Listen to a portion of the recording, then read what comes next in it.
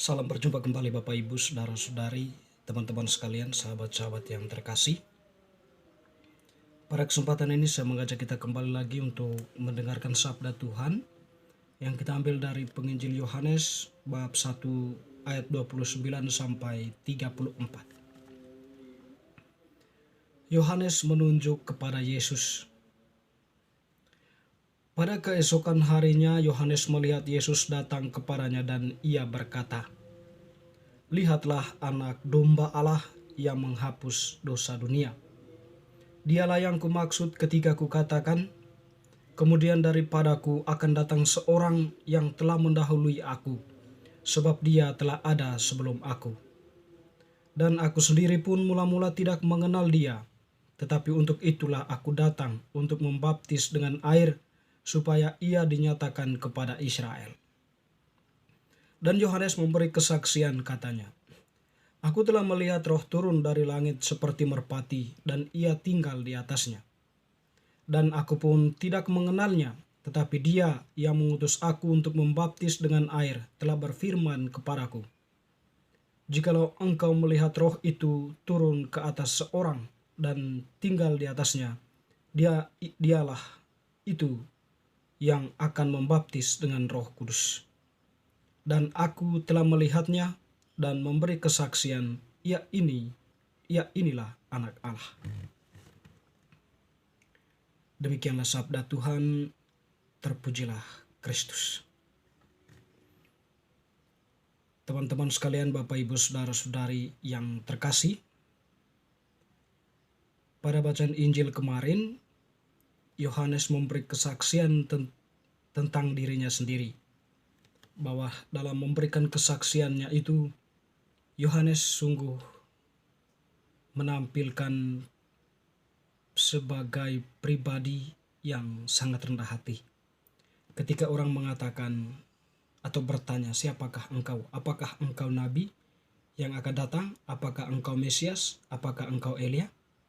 Semuanya itu dijawab oleh Yohanes, bukan aku, tetapi dia yang akan datang lebih daripadaku. Dia itulah Mesias yang kalian nantikan. Dan pada bacaan ini Yohanes Pembaptis menunjuk kepada Yesus atau memberikan suatu semacam mengarahkan semua orang untuk melihat Yesus. Dia mengatakan, "Lihatlah anak domba Allah yang menghapus dosa dunia."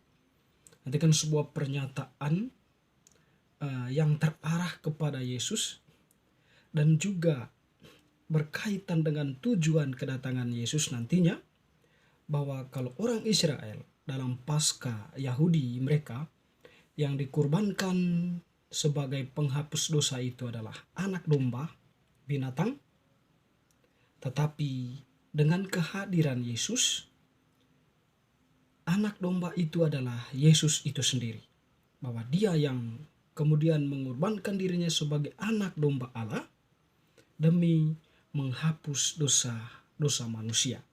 Artinya suatu cara lama yang menjadi sarananya itu adalah anak domba, binatang, tetapi kedatangan Yesus memberikan suatu penegasan kepenuhan dari tradisi lama itu, bahwa diri Yesus itulah yang kemudian akan menjadi anak domba Allah yang dikurbankan untuk menghapus dosa dunia. Sehingga ketika pernyataan Yohanes Pembaptis, "Lihatlah anak domba Allah yang menghapus dosa dunia," itu maksudnya bahwa Yesus itu nantinya mengorbankan dirinya sebagai anak domba Allah untuk menghapus dosa dunia, dengan untuk memperlengkap atau untuk menyempurnakan apa yang menjadi tradisi dalam kitab hukum Taurat. Teman-teman saudara-saudariku yang terkasih, lebih jauh Yohanes Pembaptis memberikan suatu pernyataan bahwa, atau memberikan sebuah penegasan, ketika sebelumnya dia mengatakan, "Dia yang daripadaku akan datang lebih berkuasa daripadaku. Ia akan membaptis kamu dengan Roh Kudus, sedangkan aku membaptis kamu dengan air sebagai persiapan kamu menyambut dia." Jadi pernyataan itu Yohanes Pembaptis tegaskan dengan mengatakan, itulah orang yang aku maksud ketika aku mengatakan dia yang datang daripadaku, dia yang datang sebelum aku, dia lebih besar daripadaku, sambil menunjuk Yesus. Kemudian daripadaku akan datang seorang yang telah mendahului aku, sebab dia telah ada sebelum aku. Dan aku sendiri pun mula-mula tidak mengenal dia. Tetapi untuk itulah aku datang untuk membaptis dengan air supaya ia dinyatakan kepada Israel. Supaya orang-orang Israel itu bisa menerima Yesus, membuka hati dan pikirannya, perlu ada sebuah persiapan yang dilakukan oleh Yohanes. Dan Yesus itulah orang yang menjadi tujuan penantian orang-orang Israel. Lalu kemudian Yohanes kemudian memberikan kesaksian bahwa kesaksian Yohanes itu lebih pada sebuah peristiwa di mana ketika Yohanes Pembaptis membaptis Yesus, ada seekor burung merpati berdiri di atas Yesus. Dan itu yang diberikan kesaksian oleh Yohanes Pembaptis, atau yang mempertegas kesaksian Yohanes Pembaptis akan keberadaan Yesus ya. Setelah dia mendengarkan apa yang telah difirmankan kepadanya. Aku telah melihat roh turun dari langit seperti merpati dan ia tinggal di atasnya. Dan aku pun tidak mengenal, tetapi dia yang mengutus aku untuk membaptis dengan air telah berfirman kepadaku, jikalau engkau melihat roh itu turun ke atas seseorang dan tinggal di atasnya, dialah itu yang akan membaptis dengan Roh Kudus. Dan aku telah melihatnya dan memberi kesaksian, inilah anak Allah.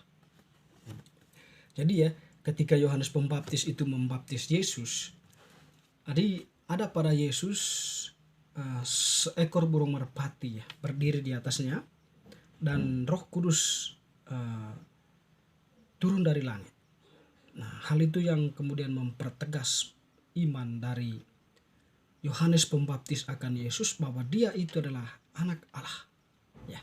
Jadi jelas di sini bahwa kesaksian Yohanes akan Yesus, dia itu adalah anak Allah atau Mesias yang dijanjikan oleh Allah kepada bangsa Israel. Bapak Ibu saudara-saudari yang terkasih, bacaan ini tentunya membuka sebuah perspektif baru ya bagi para pendengar Yohanes pada waktu itu ya, di mana mereka kemudian mempunyai suatu pemahaman baru, lalu berkaitan dengan kedatangan Yesus. Lalu kemudian mereka mencoba, atau Yohanes kemudian mencoba membuka jalan bagi para pendengarnya untuk mengikuti Yesus, untuk mendengarkan dia. Sedangkan Yohanes sendiri akan pelan-pelan mundur dan menepi dan membiarkan para pendengarnya yang sebelumnya mendengarkan dia, yang memberikan kesaksian akan datang, dan dia telah datang. Jadi Yohanes membuka jalan bagi mereka untuk sekarang mendengarkan dia yang datang itu, yaitu Yesus Kristus. Nah, kemudian orang-orang pun datang kepada Yesus mendengarkan dia, mendengarkan kesaksian, mendengarkan pengajaran yang disampaikan oleh Yesus kepada mereka. Teman-teman saudara-saudariku yang terkasih, kembali kita belajar pada tokoh Yohanes Pembaptis. Dia itu adalah seorang tokoh yang sangat rendah hati ya. Dan kerendahan hatinya ini pun dipuji oleh Yesus. Sebab dia itu berani merendahkan dirinya, tetapi agar Tuhan itu ditinggikan. Dia merendahkan dirinya, mengundurkan dirinya dari publik, lalu membiarkan Yesus untuk menyempurnakan apa yang menjadi ajarannya, atau memberikan pertobatan bagi banyak orang, memberikan secerca harapan kepada banyak orang. Dan juga tentunya bagi kita, belajar pada Yohanes Pembaptis itu sebagai seorang yang rendah hati, agar sekiranya Allah itu mau berkarya dalam diri kita. Tanpa kerendahan hati, kita akan sulit untuk membuka hati kita akan kehadiran Allah yang mau berkarya dalam diri kita. Hanya dengan kerendahan hati kita mau membuka hati kita, agar sekiranya Allah itu mau berkarya dalam diri kita. Allah yang berkarya tentu senantiasa menuntun kita kepada kebaikan, dan tentunya membuka ruang kesadaran iman kita bahwa hidup kita itu awal dan akhirnya ada pada Allah. Dan oleh karena itu, segala sesuatu yang telah diajarkan oleh Allah, Yesus Kristus melalui gerejanya, itu adalah menjadi panduan bagi kita dalam bersikap, dalam bertindak, dalam kehidupan kita sehari-hari, dalam kehidupan sosial, bermasyarakat, dalam keluarga maupun di tempat kita bekerja. Semoga bacaan hari ini semakin meneguhkan iman kita. Amin.